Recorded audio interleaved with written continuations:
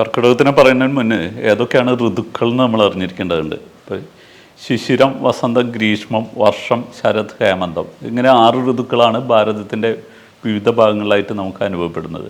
എന്നാൽ കേരളത്തിനെ സംബന്ധിച്ചിടത്തോളം നമുക്ക് പ്രധാനമായിട്ട് വേനൽക്കാലം, മഞ്ഞുകാലം, മഴക്കാലം, അതായത് വേനൽക്കാലം കഴിഞ്ഞ് മഴക്കാലം, മഞ്ഞുകാലം അങ്ങനെയാണ് വരുന്നത്.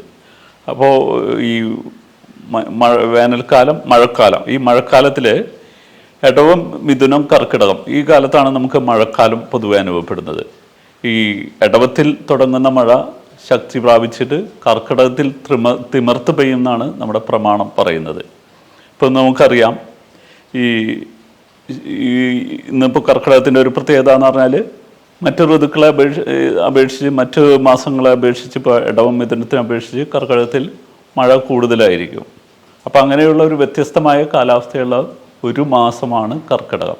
കർക്കിടക മാസത്തിൻ്റെ പ്രത്യേകത എന്ന് പറഞ്ഞാൽ ഇന്ന് നമുക്ക് കാണാം, ഇടയ്ക്ക് പെട്ടെന്ന് തന്നെ ശക്തമായ ചൂട്, വെയിലിനും വളരെ ചൂടായിരിക്കും, ശക്തമായ മഴ, ശക്തമായ ശീതക്കാറ്റ്.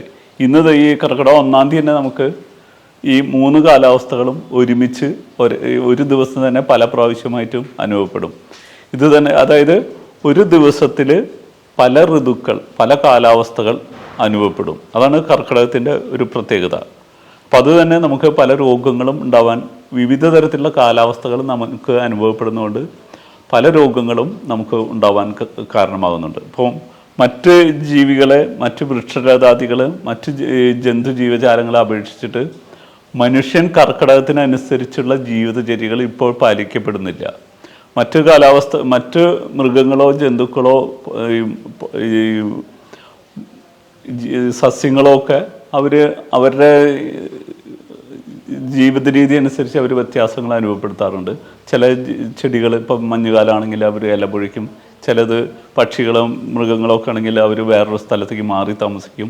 അതായത് കാലാവസ്ഥ ഋതുവിനെ അവർ പ്രതിരോധിക്കാൻ വേണ്ടി പലതും ചെയ്യാറുണ്ട്. എന്നാൽ മനുഷ്യൻ മാത്രം പ്രകൃതിക്ക് അനുസരിച്ച് ജീവിക്കാതെ ഈ പ്രകൃതിനെ നമ്മുടെ വരുതിയിലാക്കാനാണ് നോക്കുന്നത്. അപ്പം അതുകൊണ്ട് ഈ കർക്കിടകത്തിനെ സംബന്ധിച്ച് പറയുകയാണെങ്കിൽ കർക്കിടകത്തിൽ പലതരത്തിലുള്ള രോഗങ്ങളും ഇതുകൊണ്ട് ഉണ്ടാവാൻ കാരണമാവുന്നുണ്ട്.